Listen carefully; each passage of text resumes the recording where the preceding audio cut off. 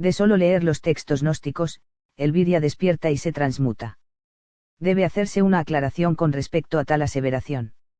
El pontífice Nimrod de Rosario nos ha dejado un legado, con el cual el Virya perdido puede efectivamente orientarse, en vías de llevar a cabo una liberación espiritual. Pero tal legado ha sido en parte desvirtuado, tergiversado por agentes sinarcas, con el fin de truncar todo discernimiento gnóstico genuino, llevando a los Viryas con posibilidades de liberarse, hacia el sacrificio del espíritu, previo adormecimiento de tal furor hostil. Los sinarcas han intervenido los textos gnósticos, quitando de ellos sus métodos prácticos, y añadiendo toda clase de fantasías ridículas, que solo logran confundir aún más al Virya que los lee. El hecho de que se hayan escrito textos tan importantes, que hablan de liberación espiritual, pero que carecen de un método práctico, está totalmente fuera de lugar. Pero peor aún, es que luego de que hayan quitado todo método práctico, se le quiera engañar vilmente al Virya, diciendo que el método es solo leer los textos. Tal cosa, además de un engaño, resulta una burla para la sangre que ese Virya porta. Un verdadero texto gnóstico no podría dirigirse de esa manera a la sangre que intenta liberar. Pero la sinarquía, al asegurar que de solo leer los textos el Virya despierta y se transmuta, no solo está emitiendo una burla hacia la sangre pura, sino que además, con ello está truncando su posible liberación, pues al haber negado los métodos prácticos al Virya, los cuales le llevarían a su autoiniciación, le dejan con la psique al mando, la cual solo puede accionar de dos maneras básicas, llevando al Virya hacia una actitud lúdica o una actitud sacralizante. Es decir, al negar los métodos prácticos, el Virya no podrá discernir su verdadero yo, no podrá leer los textos con la sangre, es decir, no será una orientación directa para el espíritu, quedando la lectura, a merced de la perspectiva que le da la psique. Entonces, cuando la sangre logre percibir momentáneamente la orientación gnóstica, de la que hacen gala los textos en sus escritos genuinos, será la psique la que dicte las conclusiones, y la evocación gnóstica será racionalizada y opacada en su carácter orientador. Y es que el Virya puede percibir el discernimiento del espíritu, el llamado de lo incognoscible, siendo ello precisamente lo que lo ha traído hasta los textos gnósticos. Pero tal Virya, al no estar autoiniciado aún, solo lo logra percibir por un instante, y como en el yo del Virya la psique aún continúa al mando por estar identificado con el sujeto consciente, ese discernimiento de la sangre, es, como vimos, opacado por la psique mediante su raciocinio. Por ello es necesaria la autoiniciación, para que cuando el Virya, evocado por los textos gnósticos logre orientarse, la psique no pueda racionalizar tal experiencia, y logre permanecer orientado.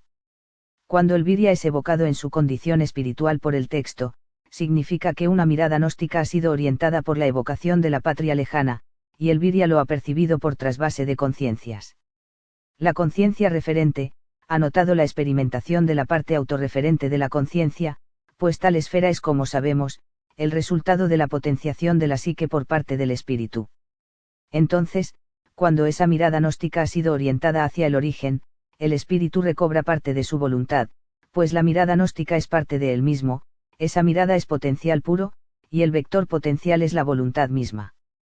La mirada ha sido orientada, y logra quedarse de esa manera, gracias a que luego de la autoiniciación, el espíritu ha recuperado, por lo menos en parte, la autonomía que perdía impulsando a la psique, la autonomía que alcanza por sustentarse en su propio poder. La mirada entonces es retenida volitivamente, pues el espíritu es voluntad pura.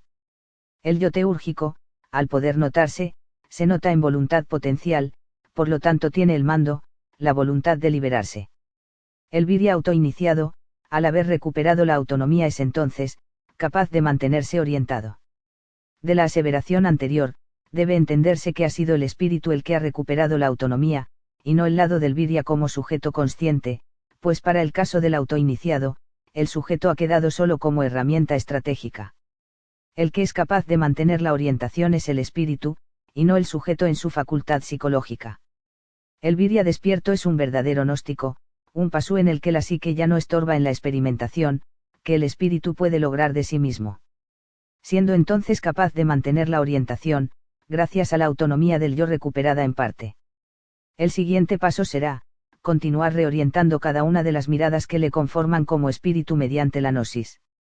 Aprovecho este punto, para hacer notar, que luego de lo ya explicado, la gnosis es el conocimiento de sí mismo, pero no del sí mismo humano como la sinarquía lo asegura, no del sí mismo psicológico, sino del sí mismo espiritual, el cual no está de ninguna manera ligado al Dios demiúrgico como su creador, ejemplo, meta, modelo o destino. Y tampoco es la persona la sustentadora de ese sí mismo. El conocimiento que el viria en su lado como sujeto consciente adquiere, no es la gnosis en sí.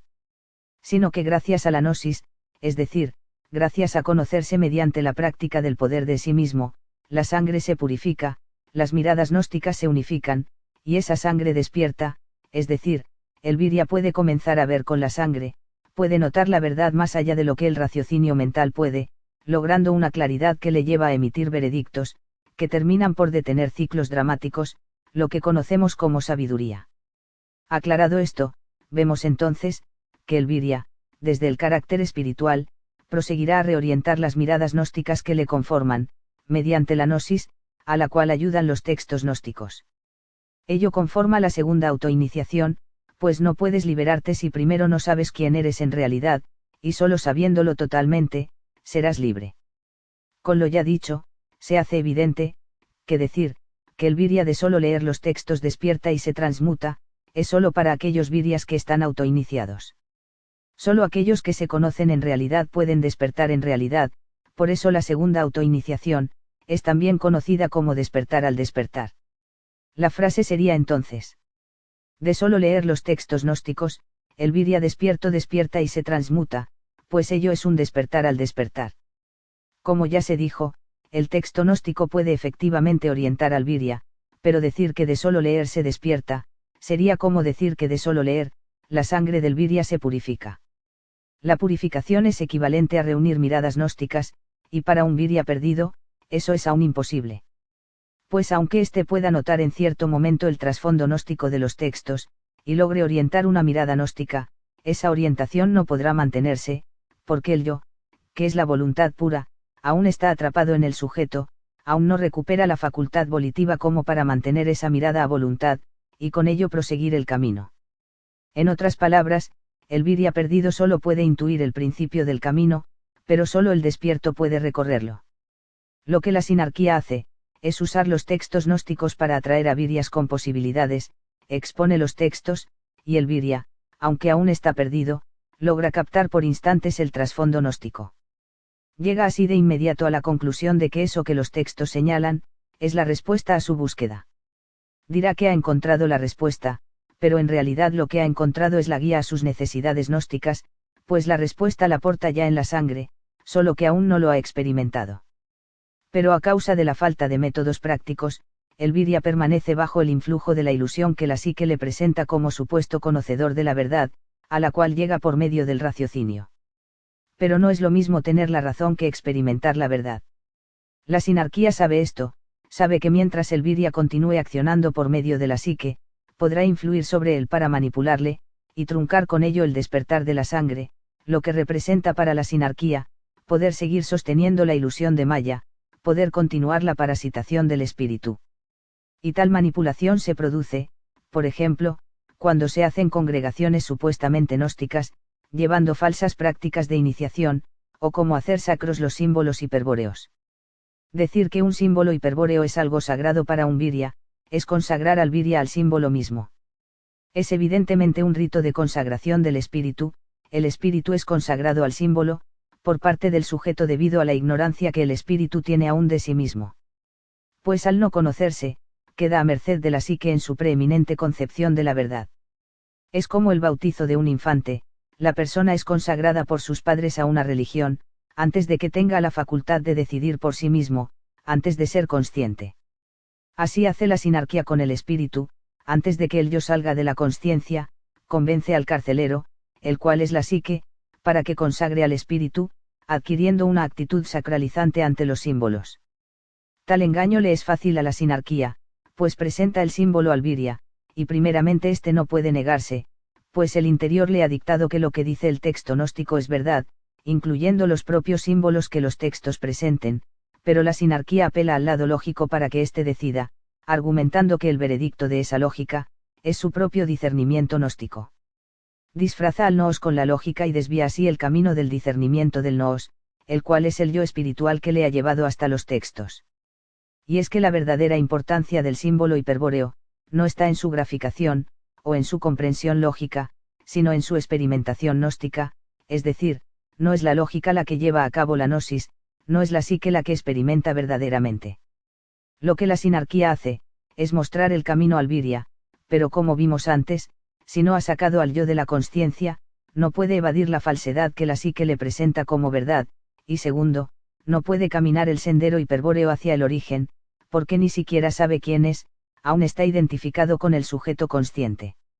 De esa manera, al estar en modo psicológico, aunque le presenten el camino de liberación gráficamente, como lo es Tirodinkibur, como espíritu desorientado, no podrá experimentarlo, y como sujeto consciente, lo verá de manera sagrada, lo que terminará por opacar aún más al espíritu. Así es la sinarquía, casta sacerdotal que apela al lado álmico. Cuando el espíritu quiere despertar, los sacerdotes hacen que la potencia espiritual sea usada por el alma para aprisionar aún más al espíritu. Son sacrificadores, ellos hacen que el viria, mediante esa actitud sacralizante, se arrodille frente al camino hiperbóreo, en vez de recorrerlo. Viria, no busques la verdad, ya la portas en la sangre, para encontrarla, te debes encontrar a ti mismo, y para ello deberás rechazar todo aquello que no eres tú. Y no hay más rechazo que la hostilidad esencial. Ella es rechazo y orientación a la vez. Una verdadera rebelión luciférica sustentada en el propio encuentro de sí mismo. Lee los textos, pero deja que sea la sangre la que encuentre la verdad, pues no puedes notar la verdad si no existes de verdad.